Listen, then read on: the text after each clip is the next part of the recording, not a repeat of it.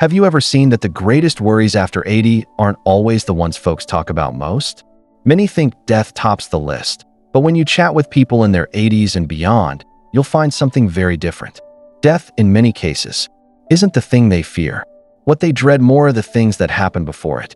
Quiet, sneaking changes that affect their freedom, their brain, their spot in the world.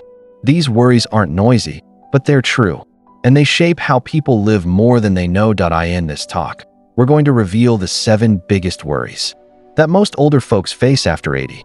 Worries that go beyond health charts and lists. From the loss of freedom to the quiet concern of being forgotten. Each one points to something deeper than bodily survival. These aren't just worries. They're alerts. Signs that something in life is being at risk even before the end comes. Stay with me until the finish, because we're not just going to name these worries.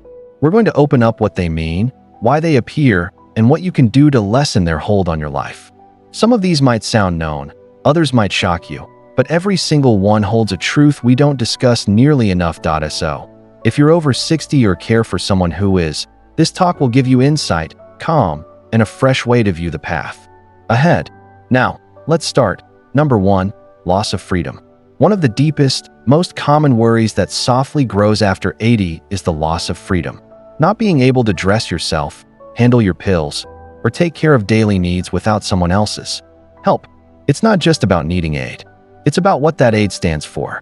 For many older folks, it feels like the final break in the base of who they used to be. When you've spent a lifetime taking care of yourself, others, and maybe even raising a family or running a shop, it's hard to picture needing someone to help. You brush your teeth or tie your shoes.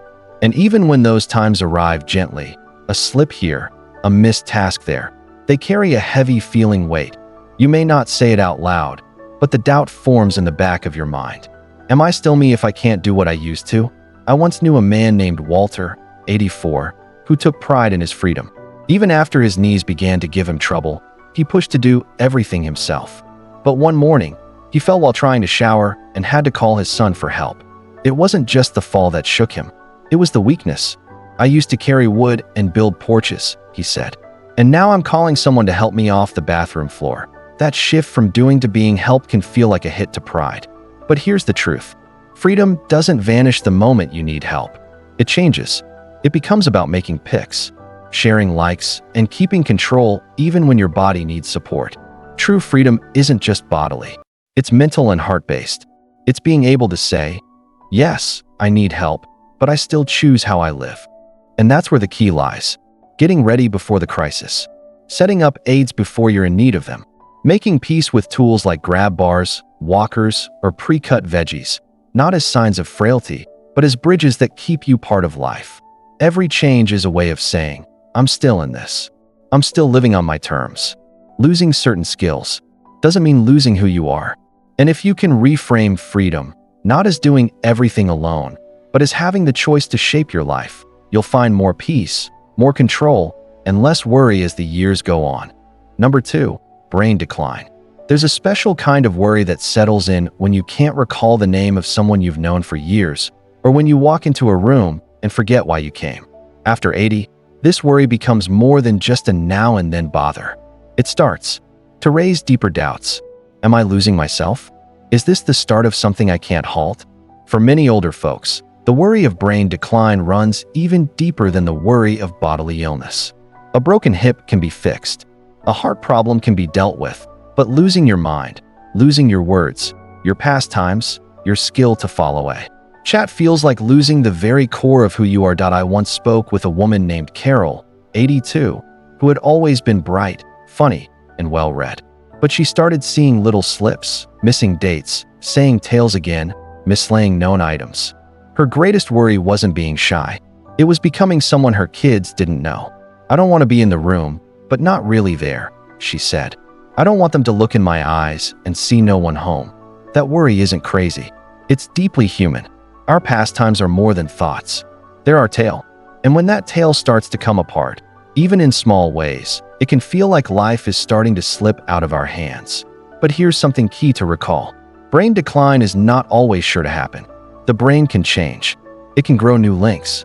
It can be pushed and backed in ways that keep it alive and quick. Things like steady movement, social links, sleep, water, and learning new things can all help guard your mind. And past stopping it, there's another truth. Your worth does not go away with your sharpness. Even if your mind begins to fade, your being still matters. Your soul still touches others. Your smile still speaks. The people who love you won't stop because you forget a name. They will find you in other ways through your voice, your warmth, your past. So if this worry has been going round, you don't brush it off, but don't give it power over your days. Do what you can to care for your mind. Stay keen, stay linked. And recall, you are more than your memory. And if you're still watching this talk and finding these views helpful, please comment number 2 below to let me know you're here. And if you haven't signed up yet, I suggest you sign up and turn on the bell so you don't miss any talks. Your help lets us keep making good stuff to teach and move you. Now, let's go on. Number 3, living past your money. Even people who've worked hard, saved well, and planned for old age often carry a quiet, lasting worry after 80. What if I run out? The thought of living past your money, of seeing your savings shrink faster than you thought, can stir up deep fear. Not just about bills, but about pride, picks, and the skill to take care of yourself without leaning on others. That it's not always about being poor. Sometimes it's about the doubt, rising healthcare costs, shock costs, longer lives. These all add to the feeling that your money base could shake. And for people who grew up in times when thrift and duty were life skills, the thought of not having enough isn't just hard. It feels like a flop. That I knew a man named George, 85, who had saved hard his whole life. He owned his home, had no debt, and still fretted every time he opened his checkbook. I just don't know how long I'll be around, he said. And I don't want to be a weight to my kids. He wasn't living big. He just felt the steady push of making his money last without knowing how much time he was planning for. That worry can softly steal joy. It can keep people from turning on the heat in winter, from saying yes to food with friends, or from spending a few bucks on something that might truly make life more nice. It can shrink your world, not because you're broke, but because you're scared you might be. So what helps? First, facts. Knowing what you truly have, what your real costs are, and how to set up your means gives back a sense of control. Second, talk. Chatting with a money guide, a trusted kin, or even a local old folks aid spot can ease the push. You don't have to know all things. You just have to stop toting the worry alone. And last, give yourself leave to enjoy what you have. You've worked hard for it. You've planned. You've been careful. Now is not the time to live in fear. Now is the time to spend wisely, not scared. That a good life isn't about hoarding every penny. It's about using what you have to care for yourself. Make links and keep the freedom to live with pride. Number 4, being left out or left behind. There's a kind of lone state that cuts deeper than being by yourself. It's the worry of being left out. For many older folks, most of all after 80, that worry isn't just about fewer phone calls or visits. It's about the quiet pain of feeling see-through. Like the world is moving on without you. Like you've become a name in a phone book no one checks anymore. Even people with loving kin can feel this way. Kids grow busy. Grandkids grow up. Friends pass away or move into care homes. The social web that once held your life tight starts to thin. And the hush that comes next can be louder than any crowd. That I recall a woman named Di, 86, who once told me, "I don't mind being alone. What I mind is feeling like no one would note if I went away." She wasn't being showy. She had a family. But she said the hardest part of aging wasn't her sore knees or her thin hair. It was feeling like she didn't count to anyone's day anymore. No one asked her view. No one needed her help. She went from being a hub of acts to someone on the edge of the scene. This worry is strong because it touches on need. We all want to feel needed. And when that feeling starts to fade, it can lead to gloom, deep low mood, and a slow pulling back from life. Not because of health, but because of sense. But here's the truth. You are not see-through. And there are still ways to link back. Start small. Reach out to someone with a note, a pastime, or a kind word. Give a listening ear. Tell your tale because someone needs it, even if they don't know it yet. Being there makes being there. The more you show up with your heart, your social self, even your soul, the more people will start to see you once more. And if the people around you don't make room, make new room. Join a talk group. Speak to your next door friend. You're not too old to matter. In fact, your smart ways are needed now more than ever. The world doesn't leave you out on aim. It just moves quick. Sometimes it needs a soft tap on the arm. If you're still watching this talk and finding these views helpful, please comment number 4 below to let me know you're here. And if you haven't signed up yet, I suggest you sign up and turn on the bell so you don't miss any talks. Your help lets us keep making good stuff to teach and move you. Now, let's go on. Number 5, losing a mate or close friend. After 80, one of the most deep worries people carry isn't their own death. It's the loss of the one person who's been next to them through it all. A mate, a best friend. The worry isn't just about grief. It's about losing the beat of life you've known for tens of years. The ways, the soft chats, the shared pastimes that no one else on earth quite gets the same way. When someone close to you dies, it's not just their not being there you feel. It's the shift in who you are. You go from we to me, from our home to my space, from making 2 cups of coffee to seeing you only need 1. That change is off-putting, even if you saw it coming. And for many, the worry of that day coming is something they carry softly, fearing the time when the house feels too quiet and the day book too blank. That I once knew a man named Bill, 87, who had been wed for over 60 years. He told me, "I'm not scared of dying. I just don't want to be the one left behind." When his wife passed away out of the blue, he said it was like a limb had been cut off. Not just pain, but no sense of where to put his weight. He fought to cook, to sleep, to speak without hearing her voice in his head. "She was my memory," he said. "She knew things about me that I don't even recall anymore." That kind of loss is not something you just get past. And the worry of it can cast a long shade over day-to-day life. But what counts is how we get set. Not with fear, but with being here now. By loving the time we still have. By having frank chats. By sharing passcodes, food plans, pastimes, and tales while both folks are still here. And for those who've now faced this loss, the worry often turns to a deep want. How do I keep going alone? The fix isn't plain, but it often starts with links. Finding new ways to show love, to be needed, and to keep your own tale with grace.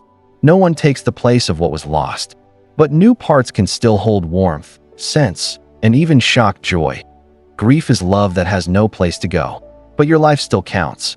Your heart still beats, and the people around you, old chums, new meets, even strange folks, may still need your being there more than you know.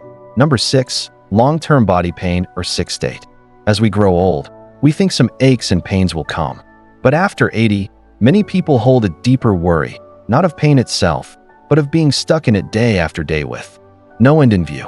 The thought of living out your last years in steady pain can be more scary than death for some, because it means hurt with no way out. That it's not the sharp pains that scare people most.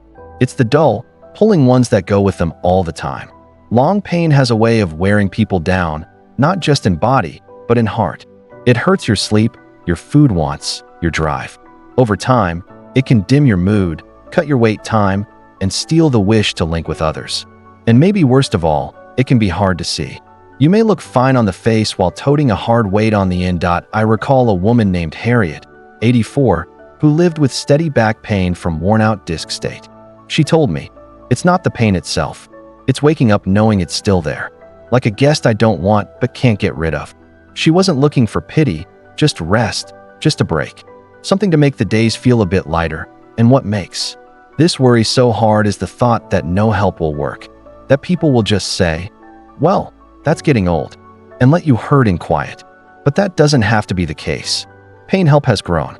There are picks, body help, soft moves, mind rest, food shifts, even new kinds of pills and non-drug helps that can ease the load. You just have to speak up. You have to be keen to stand for yourself, even if it takes a few tries to find someone who truly hears. And just as key as fixing the pain is fixing the lone state it brings. Long sick states often push people into smaller and smaller parts of life. The less you move, the less you join in. And soon, the pain turns into the main thing and all. That's why reaching out, even when it's hard, is so key. Links don't wipe out pain, but they can give it a place. They can remind you that there's still good things, still laugh times, still something to wake up for. You are more than your health state. And though pain may come, it does not have to set who you are. There is still life in you, and there are still people who care enough to help you make the most of it. If you're still watching this talk and finding these views helpful, please comment number 6 below to let me know you're here. And if you haven't signed up yet, I suggest you sign up and turn on the bell so you don't miss any talks. Your help lets us keep making good stuff to teach and move you. Now, let's go on. Number 7. Being forced into a care house. For many folks in their 80s and past, there's one worry that stands taller than most others: the thought of being placed in a care house against their will. Not because help homes or nurse homes are truly bad, but because of what that move can mean. The loss of self-rule, space to be you, known things, and say over day-to-day life. The worry isn't just about the place. It's about the choice. About someone else picking when you leave your home, what room you'll sleep in, what time you'll eat. It's about the feeling of being run instead of being asked. And for people who've lived their lives making their own picks, that loss can feel like a kind of death all its own. I knew a man named Harold, 86, who said, "I'm not scared of dying in my house. I'm scared of being told I can't live in it anymore." He wasn't stiff. He just knew what that space meant to him. It held the past times of his wife, the shots of his grandkids, the old coffee pot that still worked the way he liked. The thought of leaving all that behind, not by pick, but by someone else's say, kept him up at night. This worry often stems from a plain doubt. Will anyone hear what I want? Older folks fear that their words will be drowned by docs, kids, or kind helpers who think they know best. And while safe space and care are key, so is high views. So is having a say. That's why it's so key to talk about your likes early before a hard time. Put them in ink. Share them with your kin. Let them know not just what you want, but why. If staying at home means more to you than all else, say that. If you're open to some shifts, but want to be part of the time and way, say that. 2. And kin, hear them. Truly hear them. The goal should never be to hold sway over your loved one's life. The goal should be to back it, to find bright fixes that praise both safe space and high views. Maybe it's part-time in home care. Maybe it's downsizing in the same hood. Maybe it's just checking in more often to push back the need for a bigger step. Because at the heart of this worry is something we all share: the wish to live life on your own terms, right to the very end. And the more we lift up that wish, the more peace we bring to the people we love and to our own selves. Last thoughts. As we end this talk, take time to sit with these 7 worries, not as snags to hide, but as truths that so many carry softly. Day after day, they don't show up all at once. They sneak in over time. A slip here, a hush there, and before you know it, you start living more with care. Not because you're weak, but because you're scared of what might come next. But here's the thing. Naming a worry is the first step in shrinking its grip. When you bring it out in the light, you take back power.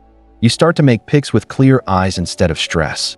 You start to shape the rest of your life with bold heart rather than letting fear do the shaping for you. So, which one spoke to you the most? Was it the worry of losing self-rule, of being left out, of slipping away in mind or body even while your form stays? What it was, know this: you are not alone. These are not signs of flaw. They're signs that you're still deep in life, still tied to what counts, still human in the most strong sense. And just as these worries are real, so is your skill to face them, to get set, to ask for what you need while you still can. Whether you're 60 or 90, it's never too late to start making peace with these truths and building the help, frame, and talks that will make the years ahead not just able to be born, but full of sense. You've made it this far for a cause. You've stood strong in storms. You've changed through tens of years of shifts. You are stronger than these worries and more loved, more kept in mind, and more prized than you may ever fully know. Thank you for joining us this day. We'd love to hear from you. Leave a note below and share one thing you learned this day and how you plan to use it in your life. Your thoughts are key to us, so don't hold back on sharing them. Reading your notes gives us great push and lift. That if you like this talk and found it of use, please like, sign up, and share. Your help lets us keep making good stuff to teach and move you. Thanks for watching, and we look for seeing you in the next talk.